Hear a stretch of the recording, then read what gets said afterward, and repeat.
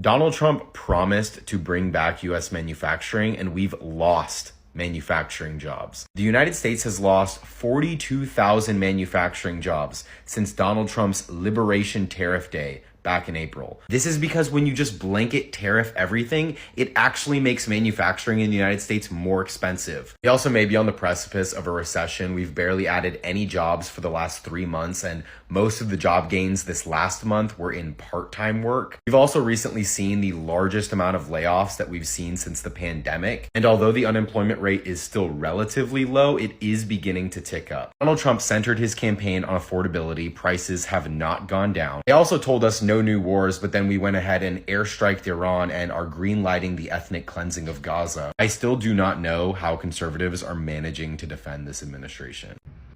Buzzy B. Teacher here, political satirist, and I have to talk about two very uncomfortable subjects. But I hope you stick and listen, because it affects all of us, not just me. Trump is now destroying our economy. That's the name of the game. You know, some time ago, we looked at this orange, and I told you it was beginning to rot. Well, it's gotten a lot worse. And just like this orange, Trump's policies are rotting our country. It's the tariff, postal service. Oh my God, it's not delivering anything from Europe because it's all sitting in the post offices waiting to have the tariff paid. You know, if we were one big family and Trump was the person on the top paying the bills, we would very quickly take away his ability to do so. You know how Donald Trump said that the tariffs were going to strengthen the economy? Well, they're doing the opposite. The jobs report just came out from August, and it is abysmal. The economy only gained 22,000 jobs last month, and from 2 months ago, they revised the jobs report down 13,000. So they only gained 1,000 jobs in June, and then they revised up July by 6,000. But we're not doing so well, folks. And Axios is reporting that the main reason for this sluggish growth is the tariffs, otherwise known as a tax on the American people. Donald Trump inherited an economy that was gaining hundreds of thousands of jobs per month, and he has managed to stop that dead in its tracks within 6 months. And it's because of the tariffs. When you make goods that expensive, it makes it hard for people to create new jobs, build new businesses when everything is more expensive.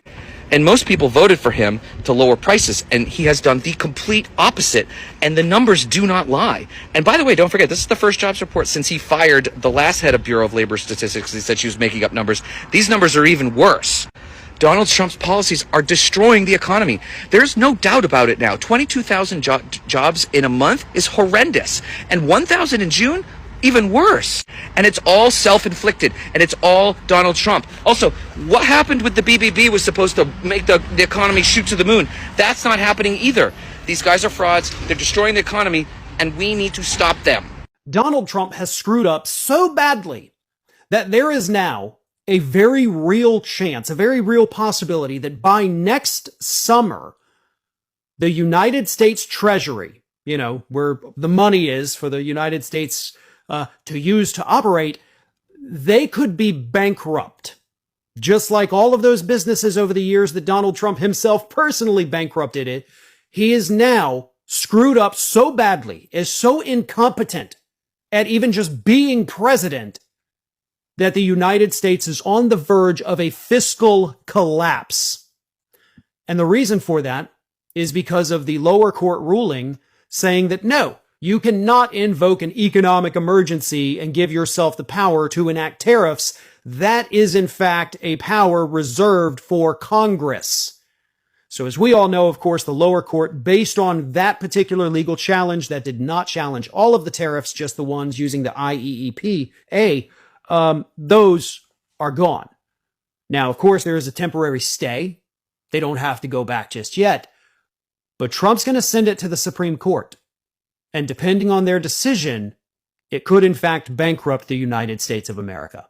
I'll explain how that would happen in just a moment, but first a quick word from today's video sponsor. So when Donald Trump eventually appeals this case challenging his authority under the IEEPA to enact tariffs, when it makes its way to the Supreme Court, and it will, the Supreme Court will make their decision. Either Trump does have the authority that is explicitly given to Congress, or no, obviously Congress has that power. If the Supreme Court says that Congress has the power, not Trump, it will immediately nullify all of his tariffs.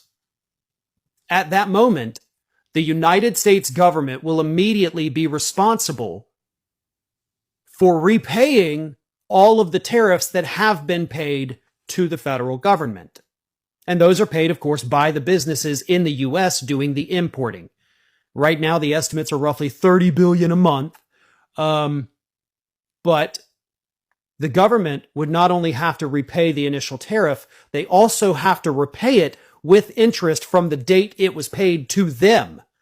So if this is not overturned until next summer, or ruled on till next summer and the tariffs are overturned, we're talking over a year's worth of interest at 7%, which means the grand total of the amount of money that the federal government will immediately owe these companies is over $500 billion, over $500 billion. Well, it turns out when you take 316 of our allies and put them in chains and parade them into an immigration detention in a battery factory in Georgia, it's bad for your relationships with South Korea and other countries around the world. Donald Trump's failed economic and failed foreign policy has now collided with his failed immigration policy, and he's now insulted the South Koreans who were supposed to be our allies. The investability in America is under attack by Donald Trump. How is he ever going to collect trillions of dollars of forced investment in America by our allies when he takes our allies' citizens and parades them on video in chains, leading to South Korea media calling them prisoners of war? Donald Trump tried to scramble at the end and say, well, some can stay and train Americans to do the job. No thanks at the South Koreans, and the South Korean president has some choice words for Donald Trump as well. Me too. I'm Michael Popak. You're on Legal AF on Friday afternoon. Thanks for joining. Let's get to it. On September the 4th, there was a raid by ICE at a construction site building a battery plant for Hyundai, operated by another major company, LG Energy Services. You got an LG TV in your house or an appliance? Same company. These workers, these 316 South Koreans, are skilled and talented in an area of constructing the very precise specifications for a battery plant that are necessary. And they came here on a visa. They came here on a business visa, what's called a B1 business visa, also a waiver of their 90-day visa. Now, there's a little bit of a gray area in there, I'll grant you, in which in order to work full-time on a project and be full-time employed, you have to have what's called an H-1B visa. But that takes time. And after you defund the Immigration and Naturalization Service, and you take away leaders and employees that know what they're doing, is there any wonder that H-1B visas are backed up in the Trump administration? So companies, as they always have, are using these other methods to get their workers for short times into the United States. That's how these 316 South Koreans got in. Remember, these are our allies sent from South Korea. Hyundai, yes, it's a private company, but it's got major investment by the South Korean government. So when you arrest people at a Hyundai site, you're effectively arresting government workers for our ally. Now, not only that, they've been detained at the site since September the 4th until yesterday, and today they were finally able to be sent back. Let's talk for a minute about the personal military that Donald Trump is creating for himself and that we are paying for. A personal military that will be used against us, because that's exactly what he's doing. If you take a look at Trump's 2026 budget, you will see that he wants to drastically cut the funding for various law enforcement agencies, which you wouldn't expect, right? because Donald Trump, his big thing is, fighting crime. He's such a crime fighter that he's deploying the National Guard and threatening to deploy active duty military onto the streets of America to fight crime. Yet he is cutting the budgets of the FBI, the ATF, the DEA. I mean, the DEA? Isn't Donald Trump such a warrior against drugs? Isn't that the reason why he just blew up a boatload of Venezuelans? Yet he is simultaneously cutting the budget of the Drug Enforcement Administration? That doesn't make any sense, does it? Well, it does make sense when you consider the fact that he is drastically expanding the budget for ICE. In that bill that they passed recently, he increased the budget of ICE to $100+ billion a year, which is greater than the annual military budget for nearly every country on the face of the earth. So why would he be cutting the budgets of certain law enforcement agencies and dramatically increasing the budget of ICE? Well, it's because he is creating ICE to be his own personal military. Now, it's a dual purpose, really, because lots of what Donald Trump does serves two or more purposes simultaneously. On the one hand, he is using ICE to do his mass deportations, to, as best they can, ethnically cleanse the United States of America. And now, given the fact that that the Supreme Court, see, I'm getting ahead of myself, has rubber stamped Donald Trump's ethnic cleansing strategy, because they just said it is perfectly fine for government agents to stop people, detain them, arrest them because of the color of their skin. The Trump administration has been exposed for incompetence yet again. On July 30th, 2025, his Commerce Secretary proudly declared the Trump economy is finally here. This was their big line. They loved to brag about the economy and how good it was doing, but now weeks later, take a look at what he said. Manufacturing activity shrank in August, 6 months running, unemployed workers exceeding job openings. If Biden had numbers like that, you'd be on Fox saying, what's going on? So the economy that Donald Trump owns starts at the end of this year. Holy cope. So now he's trying to tell us Trump's economy doesn't start until the end of the year? That's just not how it works, buddy. He went from saying Trump's economy has arrived, and then when Trump started implementing his terrible policies and destroying the economy, he said, oh wait guys, actually it starts at the end of this year. The truth is they're trying to buy up time because Trump promised immediate results and he's failed to deliver. He said he was going to give us cheaper groceries, lower gas prices, and economic greatness right out of the gate. But instead the exact opposite has happened. Gas prices are the same, if not higher. Inflation is rising and everything is getting worse. The job market is doing terrible. Even manufacturing jobs are plummeting right now. I thought his tariffs were supposed to help with that. So now their strategy is very simple. Keep pushing the finish line farther down the road and hope that nobody notices. You know how Donald Trump said that the tariffs were going to strengthen the economy? Well, they're doing the opposite. The jobs report just came out from August, and it is abysmal. The economy only gained 22,000 jobs last month, and from 2 months ago, they revised the jobs report down 13,000. So they only gained 1,000 jobs in June, and then they revised up July by 6,000. But we're not doing so well, folks. And Axios is reporting that the main reason for this sluggish growth is the tariffs, otherwise known as a tax on the American people. Donald Trump inherited an economy that was gaining hundreds of thousands of jobs per month, and he has managed to stop that dead in its tracks within 6 months. And it's because of the tariffs. When you make goods that expensive, it makes it hard for people to create new jobs, build new businesses when everything is more expensive. And most people voted for him to lower prices, and he has done the complete opposite, and the numbers do not lie. And by the way, don't forget, this is the first jobs report since he fired the last head of Bureau of Labor Statistics. He said she was making up numbers. These numbers are even worse. Donald Trump's policies are destroying the economy. There's no doubt about it now. 22,000 jobs in a month is horrendous. And 1,000 in June? Even worse. And it's all self-inflicted, and it's all Donald Trump. Also, what happened with the BBB was supposed to make the economy shoot to the moon. That's not happening either. These guys are frauds. They're destroying the economy, and we need to stop them. Breaking news. Donald Trump is crushing the U.S. economy. ADP, Automated Data Processing, reported that only 54,000 private sector jobs were added in August. What? Only 54,000. They were expecting 75,000, and this is down from 106,000 that ADP reported in July. Donald Trump's tariffs and his immigration policies are crushing the U.S. economy with skyrocketing prices, skyrocketing inflation, and other problems. Many companies are laying off.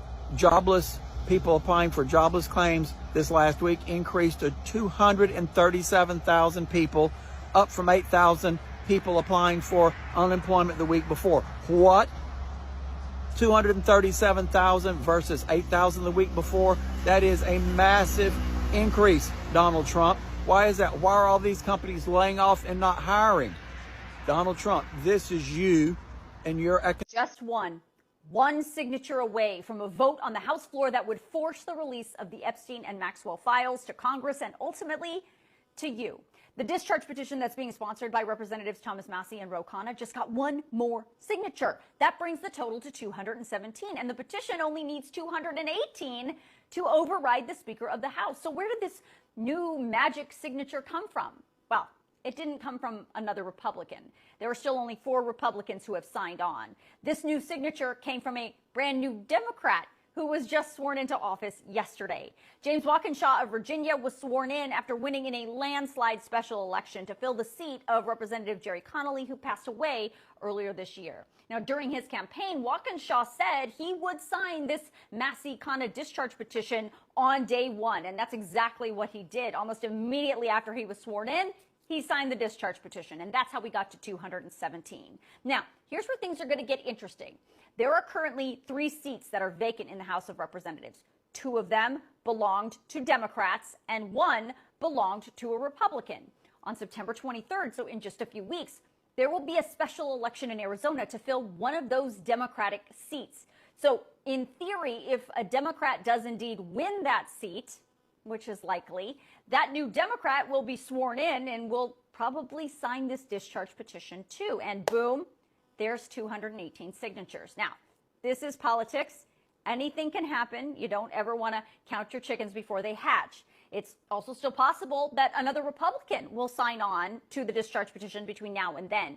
But if not, it's possible that by the end of this month, if a Democrat does in fact win that vacant seat in Arizona, we could see a successful discharge petition on these Epstein files. So if you want to see if your lawmaker has signed on to this discharge petition, I'm going to email the list out to you tonight in my Facts HQ email, so make sure you sign yourself up. Okay, so Stephen Miller is trying to claim the last message Charlie Kirk said to him was to go after the, quote, radical left organizations across the entire country. Personally, I think he's lying, and I think he's using this rhetoric to divide the country even farther and spread more hate. But check this out. Something I've not shared with anybody, but the last message that Charlie Kirk gave to me before he joined his creator in heaven was he said that we have to dismantle and take on the radical left organizations in this country that are fomenting violence. What's being put on Fox News right now is extremely dangerous. It's like they want us to slip into a civil war or something. They're trying to turn the tragic event that happened to Charlie Kirk into a political crusade. Instead of mourning the loss of a human life or using this as a moment to de-escalate political tensions, they're openly declaring war on their political opponents. They're reframing entire movements that stand for equality and justice for all as radical threats that must be dismantled. This is exactly how authoritarian movements gain momentum. They take a tragic event and then they weaponize it. They're rewriting the narrative so that anyone who disagrees with them is automatically painted as an enemy of the state. Charlie Kirk may have passed away and he definitely did not deserve to lose his life, but what they're doing now is trying to turn him into a political martyr in order to justify taking away people's rights, silencing dissent, and pushing their extremist rhetoric even farther. This is how democracies collapse.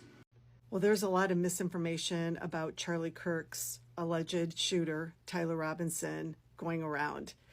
Here's what we do know. And I'm going to tell you why I think the harmful, dangerous rhetoric from the right about us leftist loonies is going to come down several notches, okay? Tyler Robinson comes from a traditional Christian white family. And I say Christian because the father invited their minister over to talk with Tyler Robinson with what's being reported. Talk to him about turning himself in. Christian white family. When you go through the Facebook photos that are being published, clean cut white family with all the family professional photography with them sitting out in the trees, beautiful scenery, you name it. Already debunking the image that's painted of us leftist loonies by Donald Trump and Fox News. Furthermore, the father was in law enforcement. Not within that vision of leftist loony family. And we don't even know that they're on the left, because Tyler, and I want everybody to get this, is a registered voter, registered as a non-affiliated voter. This sort of third-party, independent, non-affiliated voting base is now going to be one of the largest by midterm elections. More than registered Republicans, more than registered Democrats. And in this pool of voters, you've got everything. Left-leaning, right-leaning, third-party leaning, independent voters. He wasn't a registered Democrat from what's being reported on reliable news sources. That's what I want everybody to keep in mind. The President of the United States already began painting all of the leftists as violent, as loony. Fox News called for retaliation against the left, but this is a white family with a father in law enforcement, and they were Christians. That's what I want the takeaway to be, in addition to the shooter not being a registered Democrat.